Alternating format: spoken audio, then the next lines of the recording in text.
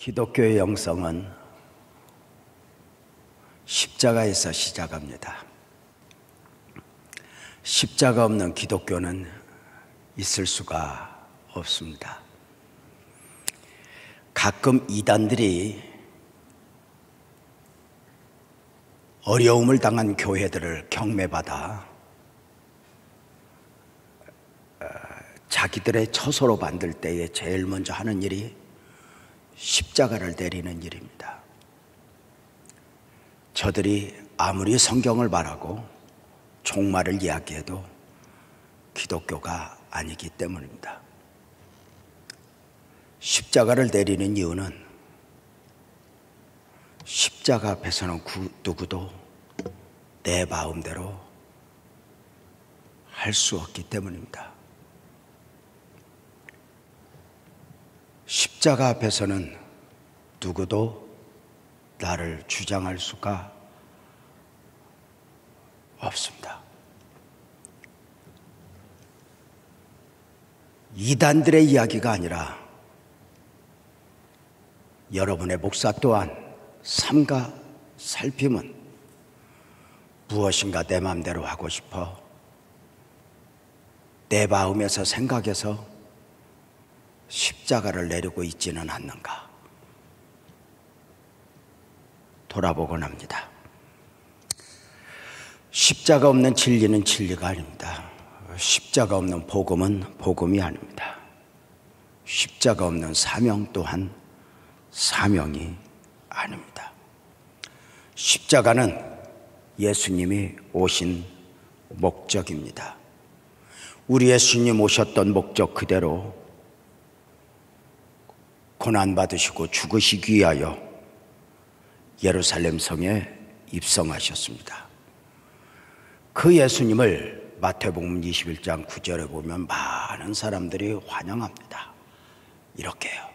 앞에서 가고 뒤에서 따르는 무리가 소리 높여 이르되 호산나 다윗의 자손이여 찬송하리로다. 주의 이름으로 오시는 이여 가장 높은 곳에서 호산나 하더라. 이 환영이 어느 정도인가? 예루살렘이 소동할 정도였습니다. 저들은 종려가진들을 흔들며 자기의 겉옷을 벗어 카펫을 대신하여 왕의 입성처럼 호산나 다윗의 자손이여 외쳤습니다.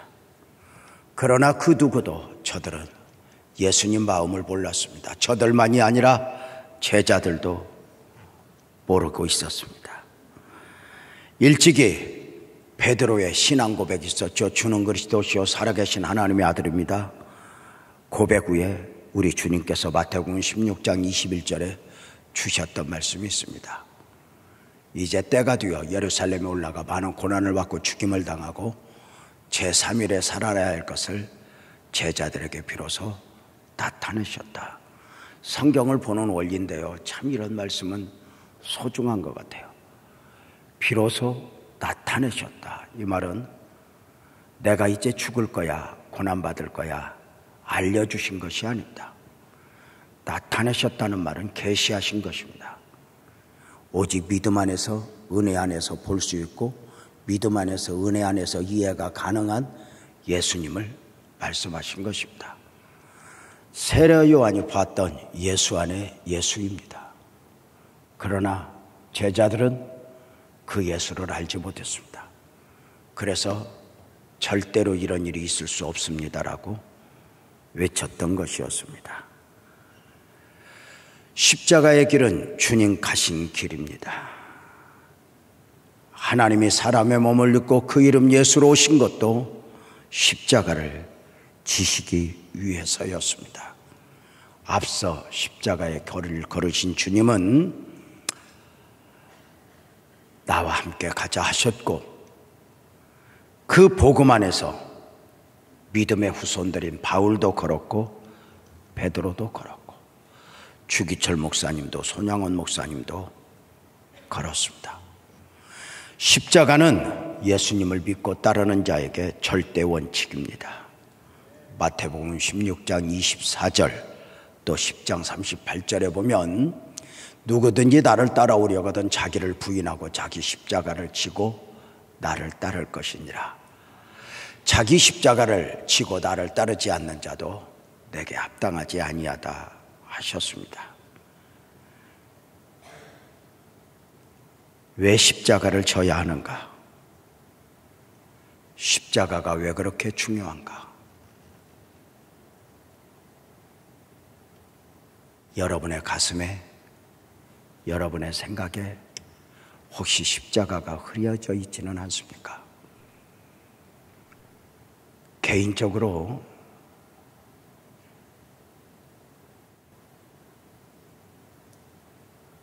지난 35년 목회를 하면서 어찌할 바 모를 때, 그리고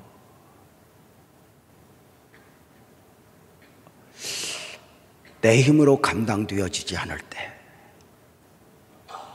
어김없이 십자가 설교를 하곤 했습니다.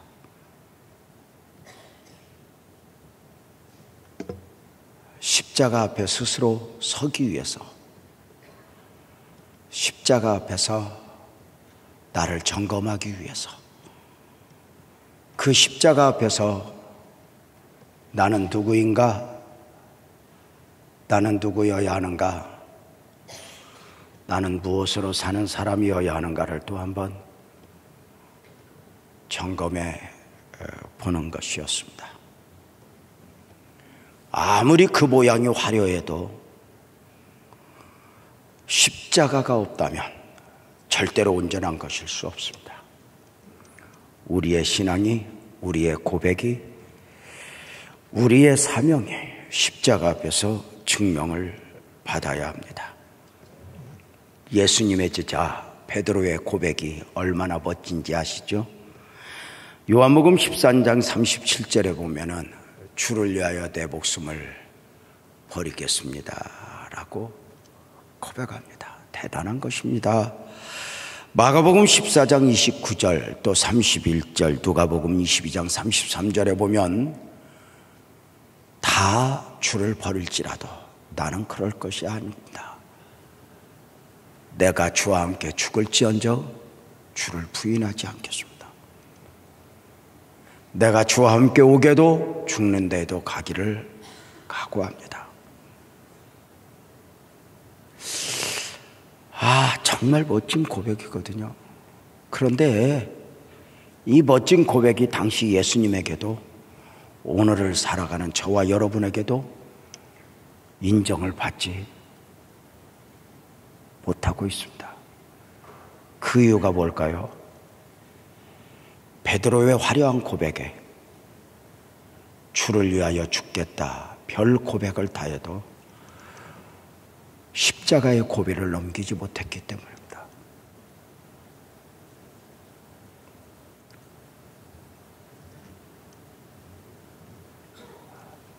십자가의 영성에 담겨 있지 않았기 때문입니다. 바울의 고백이 있죠. 40에 하나 감암매를 5번 맞아도 3번 대장으로 맞아도 죽었다고 수없이 되던지면서도 그 길을 갔던 바울, 그의 고백 중에 하나, 사도행전 20장 24절에 보면 내가 달려갈 길과 주 예수께 받은 사명 곧 하나님의 은혜의 복음을 증언하는 일을 마치려 하면은 나의 생명조차 귀한 것으로 여기지 않았다 라고 말을 합니다.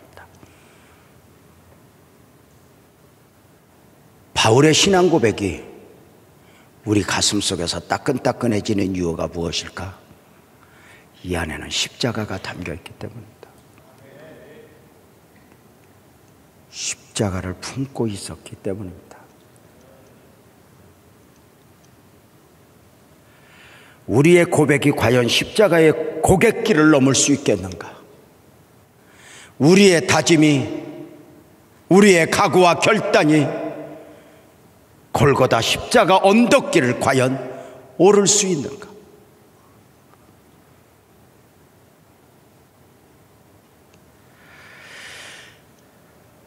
베드로의 고백 앞에 너는 나를 부인할 거야 라고 말을 합니다. 예수님 말씀이죠. 우리는 여기서 조용히 스스로에게 질문을 해봅니다. 가룟 유다를 또 베드로의 고백을 조금은 가볍게 여기는 우리, 이런 고백들이 우리에게 날마다 있어야 하는데 우리는 언젠가부터 요구만 하지 고백이 없는 신앙생활을 하고 있는 건 아닌가 싶은 것입니다. 주를 위해 살겠습니다. 주를 위해 드려주고 싶습니다. 나를 내려놓겠습니다. 신앙 안에서 아주 근본적 고백들이 말라가고 있는 것은 아닌가. 그저 교회 공동체 안에서 어느 날부터인가 십자가가 점점 흐려지고 있는 것은 아닌가.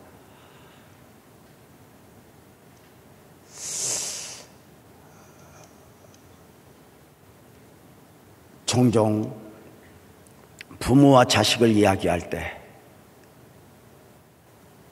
이런 이야기를 해요. 자식 사랑은 본능이고 부모 사랑은 노력이라고.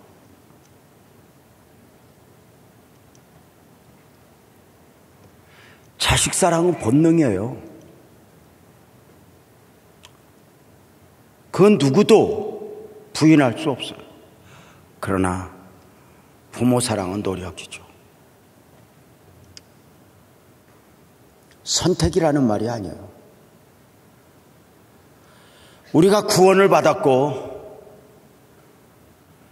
내 안에 구원자 예수로만이 아니라 또 하나 사명자 예수로, 이 부분은 우리가 무던히 은혜를 입은 자로서 나 스스로를 노력해서 십자가 앞에 세워야 하는 것 아닐까.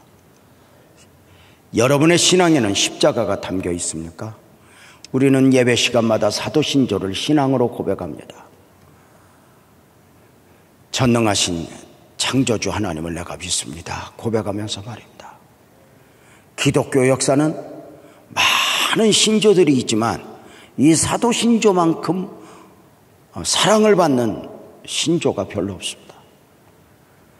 그럼에도 불구하고 이 사도신조, 사도신경이라고 하는 고백에 하나의 약점이 있다고 이야기합니다. 그 안에 믿음의 고백은 있지만 사명의 고백, 헌신의 고백이 담겨 있지 않다는 이야기입니다. 내가 이렇게 주님을 믿습니다. 그래서 나는 이렇게 살겠습니다 하는 고백이 없다는 것입니다. 그저 믿습니다, 믿습니다, 믿습니다에 머물러 있는 것 아닐까. 여기에서 옳으냐 그르냐에 매여 있는 것이 아닐까.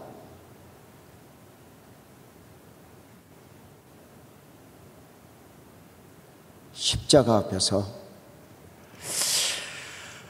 우리는 누구여야 하는가.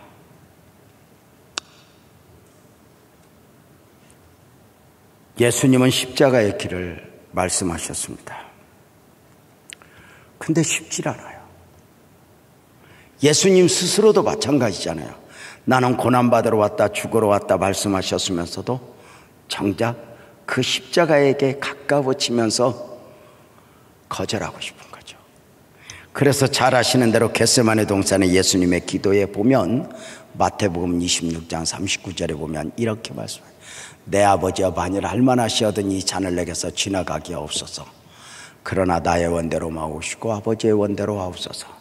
예수님의 기도는 밤이 맞도록 하는 기도였습니다. 땀이 흘리는 기도요, 땀이 피가 되는 간절한 기도였습니다. 도대체 예수님은 어떤 마음으로 그렇게 밤이 맞도록 땀을 흘리며 땀이 피가 되기까지 기도했는가? 아버지 할 수 있거든 이 잔이 내게서 지나가기를 원합니다. 하나님 마음을 바꾸고자 하는 기도였을까? 아니요. 이 길이 가야 할 길인 줄 알면서도 거절하려고 하는 자기 자신을 이기기 위한 기도입니다.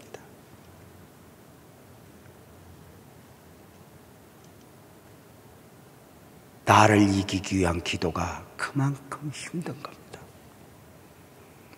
땀을 흘려야 하고 땀이 피가 되기까지 말입니다. 그만큼 나라는 괴물이 죽기가 힘든 것입니다. 십자가 앞에서 나의 원대로 마옵시고 아버지 원대로 되기를 원하나이다. 쉽지 않은 것입니다. 그래서 우리는 10번을 읽어도 1000번을 읽어도 우리를 숙연하게 하며 그저 할 말 없게 만드는 바울의 고백이 있습니다. 갈라디아서 2장 20절이죠. 우리 한 목소리로 한번 읽겠습니다. 시작. 내가 그리스도와 함께 십자가에 못 박혔나니 그런즉 이제 내가 사는 것은 내 안에 그리스도께서 사신 것이라. 이제 내가 육체 가운데 사는 것은 나를 사랑하사 나를 위하여 자기 자신을 버리신 하나님의 아들을 믿는 믿음 안에서 사는 것이라. 내가 그리스도와 함께 십자가에 못 박혔나니 이제는 내가 사는 것이 아니요 내 안에 그리스도께서 사신 것이라. 이 갈라디아서 2장 20절을 요약하면은 예수님의 죽으심과의 연합입니다. 나도 함께 예수 안에서 죽은 자라는 것입니다. 바울이 죽지 않았으면 어떻게 그 사역을 감당할 수 있었겠습니까? 제정신으로 40에 하나 감암매를 5번 맞으며 3번 태장으로 맞으며 죽었다고 수없이 내던지며 그 길을 갈 수 있었겠습니까? 파도의 위험, 강도의 위험 다 만나면서 우리 생각에는 성은식 장로님 같이 하나님의 일을 하면은 다른 것은 다 책임져 주고 하나님의 일만 하도록 해주면 얼마나 좋아요. 그런데 바울사도 보세요. 하나님의 일한다고 해서 강도의 위험이 없었어요? 파도의 위험이 없었어요? 핍박자가 없었어요? 아무리 옳은 일 한다고 해서 반대자가 없었어요? 아니요.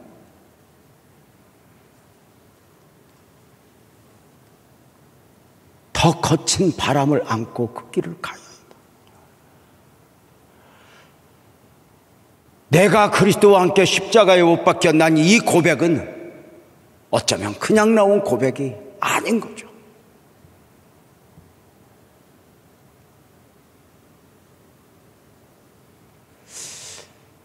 개인적으로도 이 구절을 참 좋아하죠.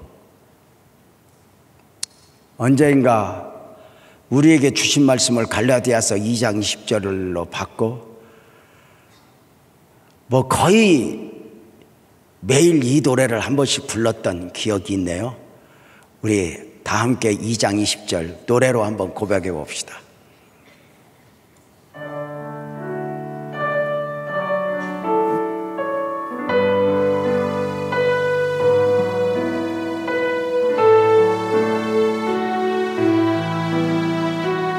십자가 묵상하며 내가 그리스도와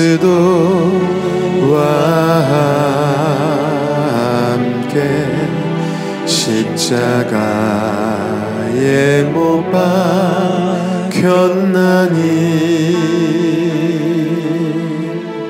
그런즉 이제 내가 산 것 아니요 오직 내 안에 예수께서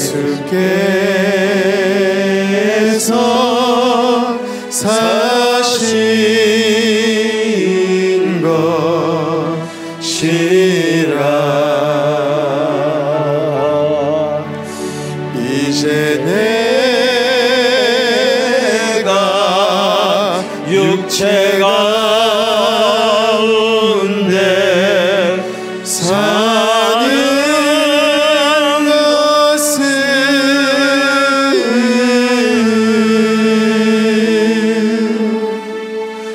나를 사랑하사 자기 몸 버리신 예수 위에 사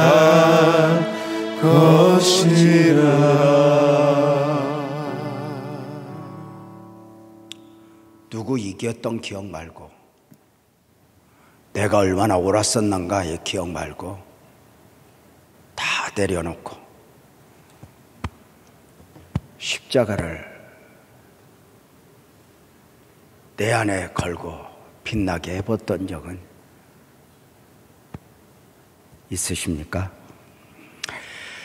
내가 그리스도와 함께 십자가에 못 박혔나니 이미 그리스도와 함께 죽었다는 것입니다. 우리 복음적 그리스도인은 십자가 내에서의 죽은 자의 영성을 가져야 합니다. 죄에 대하여도, 그 정욕과 욕심 앞에서도 십자가 앞에서 묻어야 합니다. 아시죠? 죽으면 문제에서 자유할 수 있습니다. 문제가 산더미처럼 쌓였어도 죽은 자 앞에서는 그 문제가 아무 역할도 할 수 없습니다. 문제가 문제된다면 살아있기 때문입니다.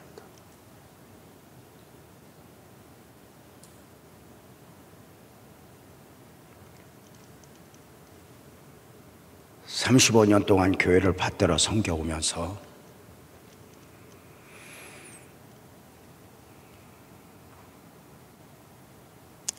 내려놓으면 문제가 없었습니다.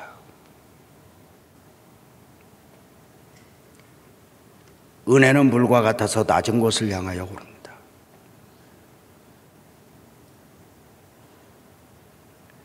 주님이 나에게 어떤 고난을 허락하셨다면 내가 왜 이 고난을 받아야 돼요? 나 억울해요, 이게 아니라 주님 마땅합니다. 나는 이 고난보다 10배나 더 당해도 마땅한데 주님은 내게 감당할 만큼만 주신 것입니다. 고맙습니다, 주님.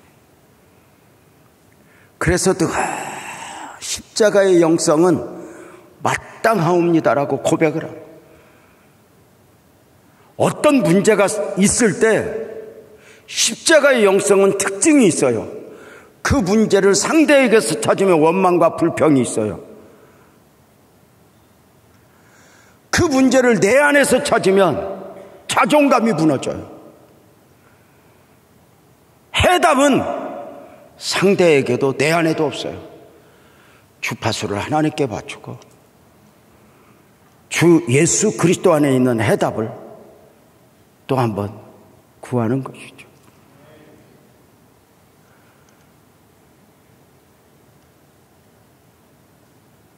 우리 앞에 문제는 없어지는 것도 해결되는 것도 아니에요. 우리가 인생을 사느라면 하나의 문제가 해결됐다고 해서 그 다음 문제가 없는 게 아니에요. 양파 껍질하고 똑같아요. 교회나 개인의 인생이나. 교회가 문제를 문제로 접근하면 하나 벗기면 또 하나, 하나 벗기면 또 하나, 하나 벗기면 또 하나, 끊임없이 있어져.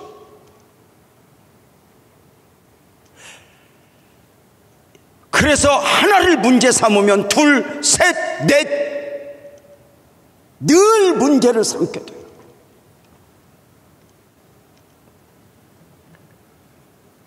그런데 그 문제가 아니라 그 앞에서 나를 내려놓으면 어느 순간 문제가 잠잠해지곤 하죠. 문제는 죽기가 어렵다는 거예요. 쉽지 않죠.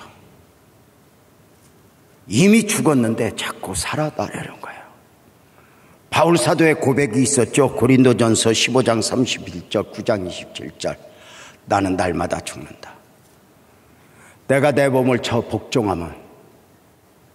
복종하게 하면 자신이 도리어 버림을 당할까 두려워함이로다.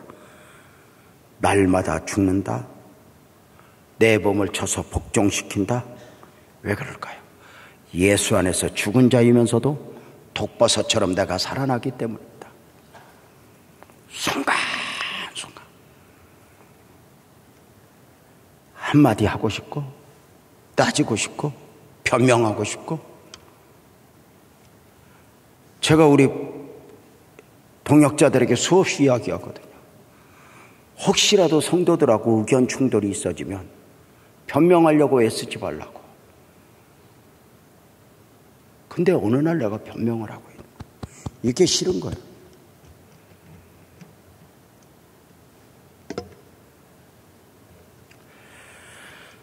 그리스도인은 십자가와 함께 있을 때 그 모습이 어떠하든 가장 빛나는 것 아닐까? 바울 사도도 안 죽어져서 날마다 나를 죽였어요. 좋아서 그 길을 갔고 누구보다 그렇게 신조가 그렇게 변함이 없어서 그 길을 간 게 아니라 날마다 죽지 않고는 그 길을 갈 수 없었어요. 날마다 죽지 않고는 그 사명을 감당할 수가 없었어요. 이번에 미얀마 선교사님들이 한 100여 명이 모여서 얼마나 3일 내 우는지 몰라요.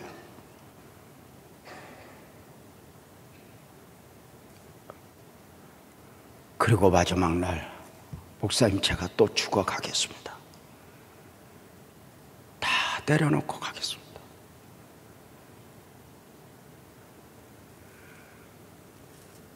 그런데 그들이 가겠다고 하는 그곳이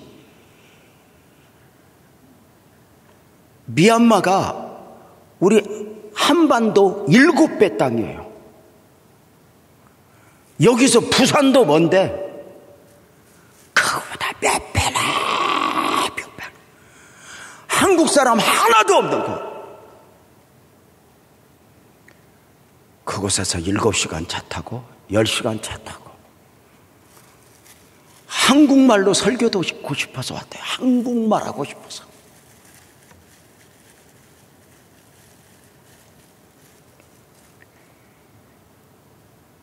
그 선교사님들 앞에서 무슨 할 말이 그렇게 있겠어요.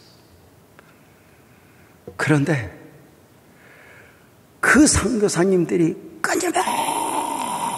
끊임없이 순간순간 열매가 보이지 않을 때, 자녀들로 인하여 문제가 생길 때 늘 우는 거죠.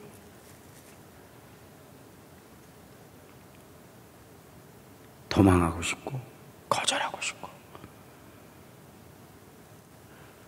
날마다 나는 죽노라. 오라 나는 공고한 자로다. 흔들리게 하는 그 앞에서 나 자신을 내려놓지 않고는 안 됩니다. 우리 복음적 그리스도인들은 이미 법적으로 죽은 자이죠. 그래서 오늘 본문 로마서 6장 3절은 이야기를 해요. 그의 죽으심과 앞에 세례를 받은 줄을 알지 못하는도다. 나는 죽었는가?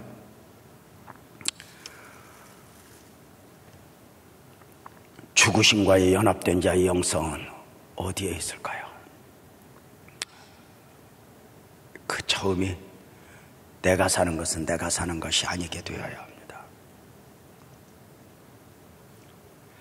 모든 상황 속에서 내 생각, 내가 나오면 안 됩니다. 죽은 자의 영성은 하나님에게 맡겨진 삶, 내가 만든 길은 길이 아닙니다. 하나님의 은혜입니다. 사실 어떤 면에서 성도들이 보기에 여기 유재명 목사는 조금은 답답한 경우입니다. 왜냐하면 좀 더 분명하고 좀 더 이렇게 좀 리더로서 보여줘야 될 때 늘 그리하지 못한 적 수없이 많습니다. 분명한 것은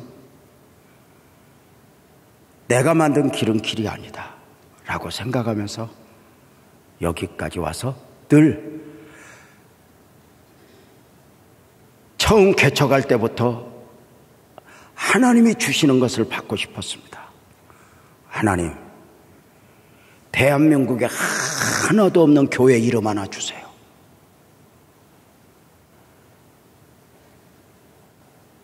물론 다른 이름들이 무슨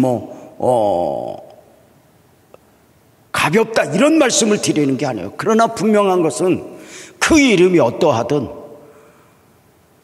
하나님이 주셨다라고 하는 느낌 속에서 교회 이름도 받고 싶었어요. 그래서 지금은 빛나교회가 그래도 빛나는지 몰랐지만 한때는 되게 촌스러웠다니까. 빛난교회 오는 사람들마다 빛난 말을 제대로 못 얻으라니까. 그런데 그 촌스러운 이름이 촌스럽다 여겨지지 않았던 이유가 뭔지 아세요? 주님이 주셨다고 믿은 거예요. 그리고 그 안에 들어가서 빛들로 나타나는 교회, 생명의 말씀을 밝히는 교회, 그리스도의 날에 자랑할 것이 있는 교회가 되자고 하는 이 3대 표지는 늘 가슴을 뜨겁게 했죠. 안산에 처음 오면서 예배당 주세요. 지하실에서 마음껏, 그때만 해도 부르짖어 기도하면 다 경찰서에 고발하고 방음 처리들이 잘 안 돼 있으니까 이웃에서 고발하면 문제되는 경우들이 많았어요. 그래서 마음껏 부르짖어 기도하고 싶어서 지하실 달라고 그랬더니 응답 안 해도 되는 건 그냥 응답을 해요. 네가 생각이 짧구나, 2층도 괜찮아 하고 주시는 것이 아니라 지하실 달라고 그랬니? 얼른 주는 거예요. 그 지하실 딱 가서 계약서 쓰는 순간 기절할 뻔했어요. 주소가 안산시 원곡동 777-7호요. 느낌이 없어? 7자가 4개요. 전화를 냈더니 5757이요. 안 놀래? 그냥 전화도 주님이 주셨구나, 주소도 주님이 주셨구나.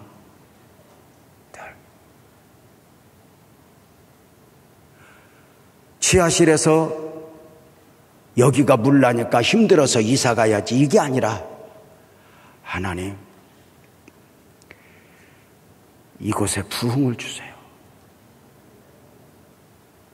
그러면서 그 지하실의 고비를 넘었고 하나님 70평 이상 성전 주세요 해서 선부성전 100평을 없는 살림에, 그때 당시 신윤석 장로님 살던 집 내놨고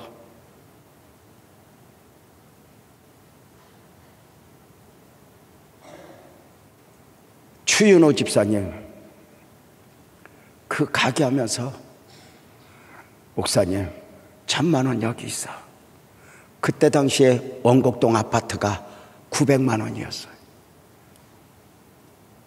그런 다 밑바닥 헌신, 교회라고 하는 것은 지금에 보여지는 헌신자들도 있지만 밑바닥에 보이지 않는 헌신들이 얼마나 많이 담겨 있는지 몰라요. 그걸 하나님이 주셨어요. 이거 하나님이 주셨어. 이동성전 땅 내가 살라고 뛰어다닌 적도 없어요. 하나님이 주셨어요. 우리 장로님들하고 얘기해봐도 지금 성전부지 어디에 좋은 성전부지 있을까 알아볼 만큼 돈도 없었고 엉엄생심. 어른은 어른이에요. 엄창수 장로님이 이동성전에서 늘 목사님 나이 생각하면 목사님 한 번 더 움직여야 됩니다. 장로님 욕심 부리지 마. 여기서 그냥 다 마무리할 거야. 아니요, 여기서 마무리하기에는 목사님이 너무 젊소. 목사님 다시 기도를 시작하시오. 아 싫어요, 싫어. 근데 돈도 없으니까 꿈도 못 꾸었던 이 땅이 보여지면서 하나님이 주셨고 하나님이 인도했다. 다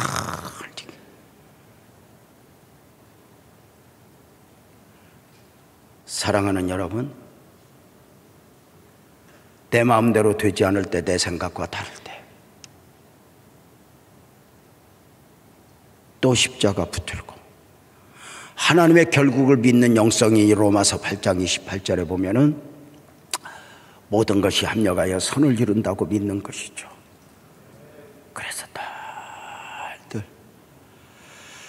그래서 성경 속으로 들어가서 친구들을 만나요. 요셉을 만나죠. 요셉은 나이 17에 꿈을 꾸어요.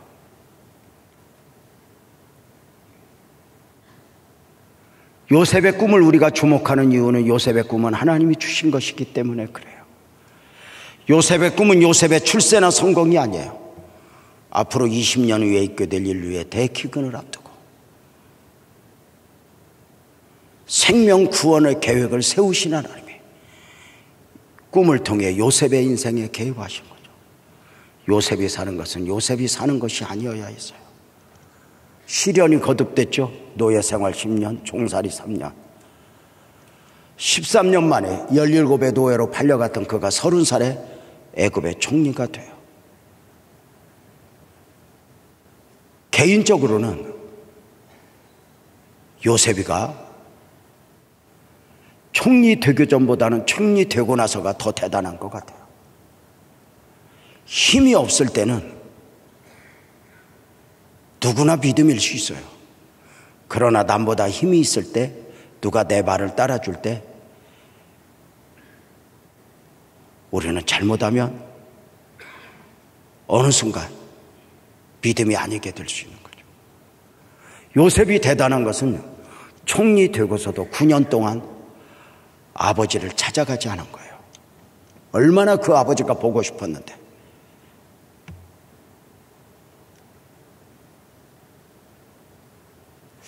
개인적으로 늘 왜 그랬을까? 왜 그랬을까? 17살에 팔려왔으면 주소도 알고 집이 어느 쪽인가도 다 알았을 텐데 나는 못 가도 비사라도 보내서 우리 아버지 살아계신가 보고 와 할 수도 있는데 왜 그렇게 잠잠했을까? 개인적으로 그때까지도 아마 형에 대한 원망들이 죽지 않았나 보다라고 하는 생각을 해보는 거예요. 그냥 가면 아버지도 원수이지만 문제들이 일어날 수 있으니까. 그 모든 것 안에서, 내 안에서 나를 죽이려고 했던 형들 앞에서 형님들이 나를 팔았으므로 근심하지 마소서, 한탄하지 마소서, 하나님의 생명을 구원하시려고 나를 이곳에 먼저 보내셨습니다 고백하기까지. 내 안에 어둠이 있으면 아무리 옳은 말도 옳은 말이 아니게 돼요.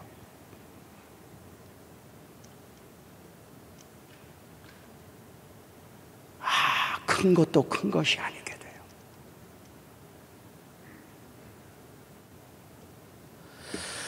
사랑하는 성도님들, 십자가의 영광. 로마서 6장 4절 오늘 본문에 보면은 이렇게죠.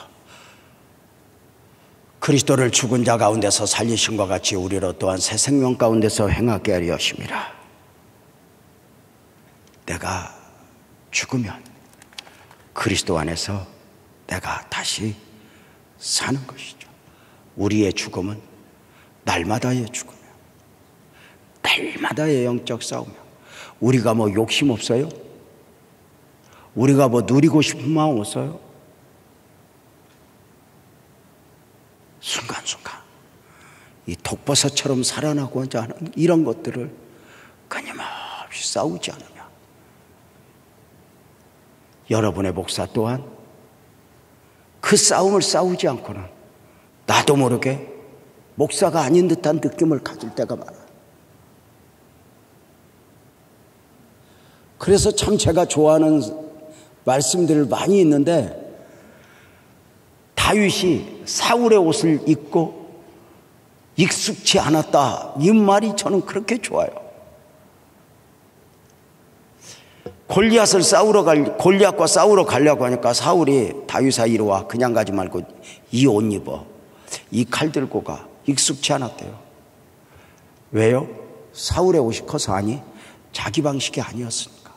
다윗은 언제나 믿음이요 은혜였지 인간적 무장이 아니었거든요.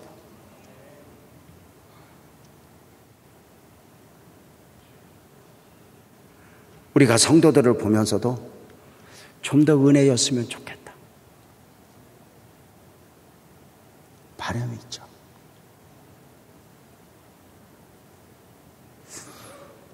사랑하는 여러분,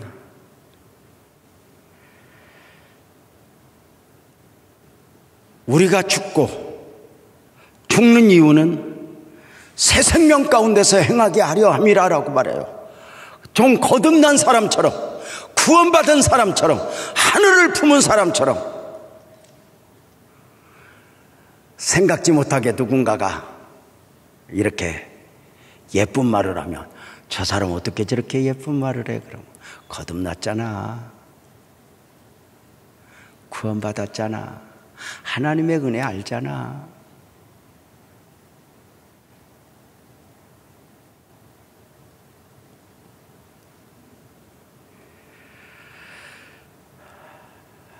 우리는 내가 죽지 않으면 로마서 5장 21절에 있는 대로 끊임없이 악한 것들이 내 안에서 왕노로 달려고 몸부림을 쳐요. 과거의 죄가, 과거의 습관이, 과거에 있었던 일이 반복돼요. 마귀는 창조자가 아니에요.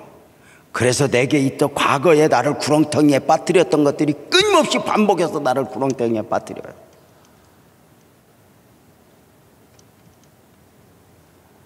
사랑하는 성도님들,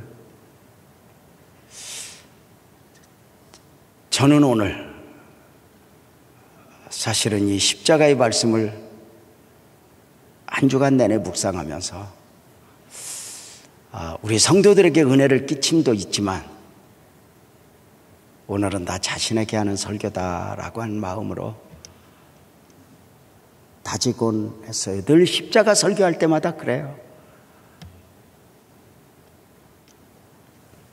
십자가 하면은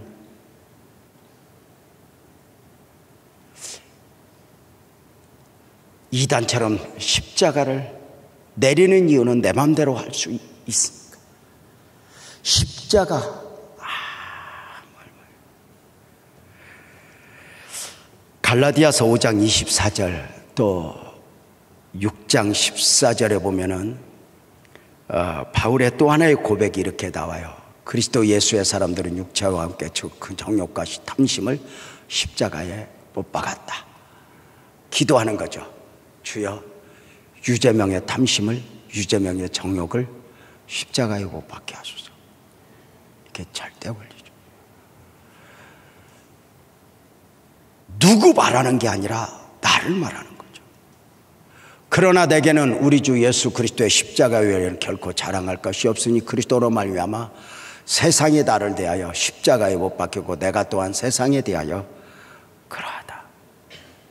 사랑하는 성도님들, 바라기는 오늘 또 기도 가운데 우리 안에 십자가가 좀 더 커지고 선명해지고, 십자가 질질 끌고 다녔던 사람은 다시 어깨에 메고 나는 다시 한번 십자가 붙들고 달려갑니다. 고백할 수 있는 복된 은혜가 있기를 주님의 이름으로 축복합니다.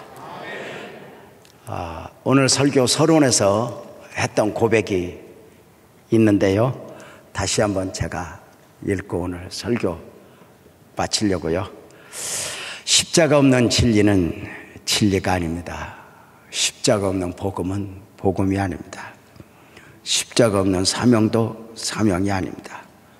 십자가 없는 고백 또한 참 고백이 아닙니다.